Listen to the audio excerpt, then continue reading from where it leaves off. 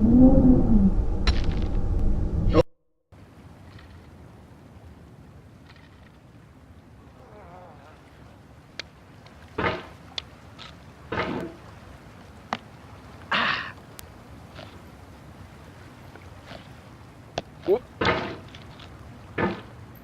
no feeling more intense than starting over.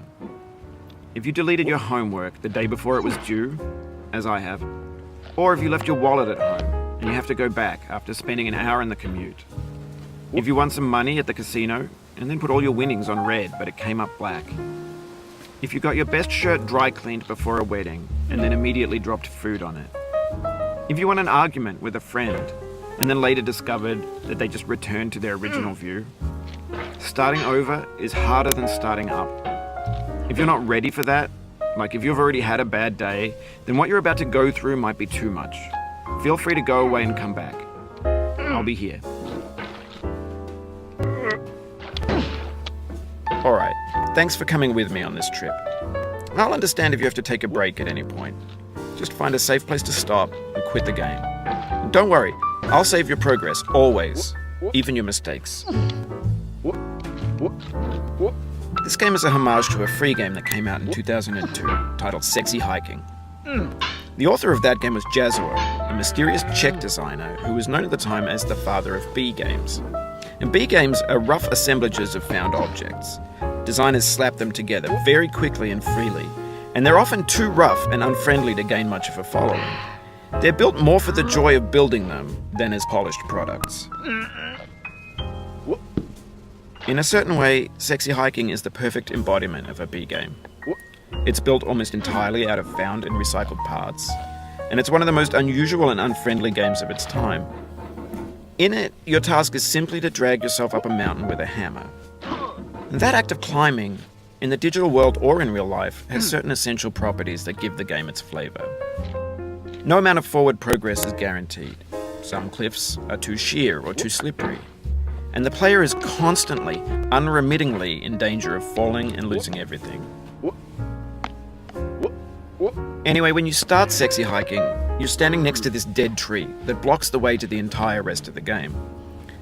It might take you an hour to get over that tree, and a lot of people never got past it. You prod and you poke at it, exploring the limits of your reach and your strength, trying to find a way up and over. And there's a sense of truth in that lack of compromise. Most obstacles in video game worlds are fake. You can be completely confident in your ability to get through them once you have the correct method or the correct equipment or just by spending enough time. In that sense, every pixelated obstacle in Sexy Hiking is real. The obstacles in Sexy Hiking are unyielding, and that makes the game uniquely frustrating. But I'm not sure Jazuo intended to make a frustrating game. The frustration is just essential to the act of climbing, and it's authentic to the process of building a game about climbing. A funny thing happened to me as I was building this mountain. I'd have an idea for a new obstacle, and I'd build it, test it, and it would usually turn out to be unreasonably hard. But I couldn't bring myself to make it easier. It already felt like my inability to get past the new obstacle was my fault as a player rather than as a builder.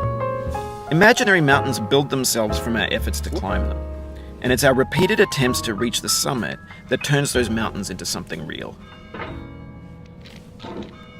When you're building a video game world, you're building with ideas, and that can be like working with quickset cement.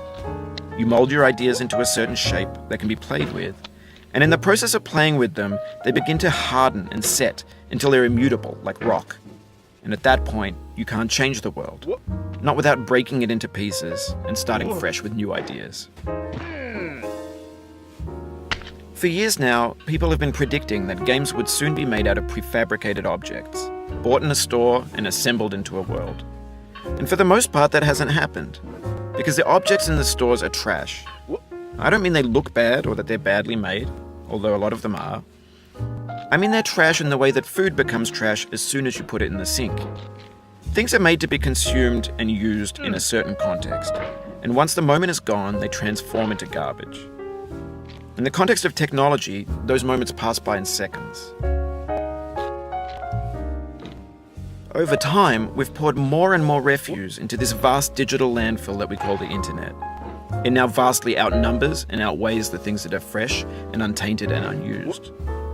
When everything around us is cultural trash, trash becomes the new medium, the lingua franca of the digital age. And you can build culture out of trash. But only trash culture. B games, B movies, B music, B philosophy. Maybe this is what digital culture is. A monstrous mountain of trash, the ash heap of creativity's fountain.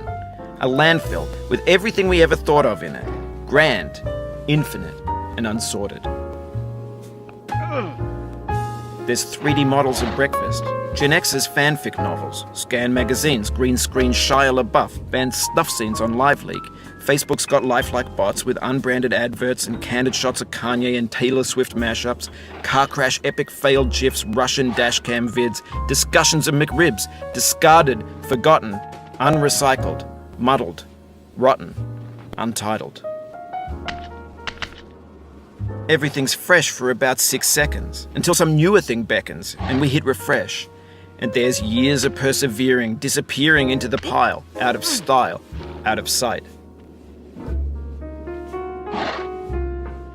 In this context, it's tempting to make friendly content that's gentle, that lets you churn through it but not earn it. Why make something demanding if it just gets piled up in the landfill, filed in with the bland things? When games were new, they wanted a lot from you. Daunting you, taunting you, resetting and delaying you. Players played stoically. Now everyone's turned off by that. They want to burn through it quickly, a quick fix for the fickle, some tricks for the clicks of the feckless. But that's not you, you're an acrobat. You could swallow a baseball bat. Now I know, most likely you're watching this on YouTube or Twitch, while some dude with 10 million views does it for you, like a baby bird being fed chewed up food. That's culture too. But on the off chance that you're playing this, what I'm saying is, trash is disposable, but maybe it doesn't have to be approachable. What's the feeling like? Are you stressed? I guess you don't hate it if you got this far, feeling frustrated. It's underrated. An orange is sweet, juicy fruit locked inside a bitter peel. That's not how I feel about a challenge. I only want the bitterness. It's coffee. It's grapefruit. It's licorice. It feels like we're closer now, composer and climber, designer and user. You could have refused, but you didn't. There was something in you that was hidden, that chose to continue. It means a lot to me that you've come this far, endured this much. Every wisecrack, every insensitivity, every setback you've forgiven me is a kingly gift that you've given me. We have the same taste, you and I. It's not ambition, it's ambition's opposite. An obdurate mission to taste defeat. You'll feel bad if you win, so I put this snake in for you. I'm going down the road feeling Have you thought about who you are in this? Are you the man in the pot, Diogenes? Are you his hand? Are you the top of his hammer? I think not. Where your hand moves, the hammer may not follow. Nor the man, nor the man's hand. And this is his will, his intent, the embodied resolve in his compelled assent. Now, you've conquered the ice clear, the platforms, church, and rectory, the living room, and the factory, playground, construction site, the granite rocks, and the lakeside. You've learned to hike. There's no way left to go but up, and in a moment, I'll shut up. But let me say, I'm going where the climate suits my cauldron. I'm going where my dedicate this game to you, the one who came this far. I'm going where the climate suits my cauldron. I ain't gonna be treated this away.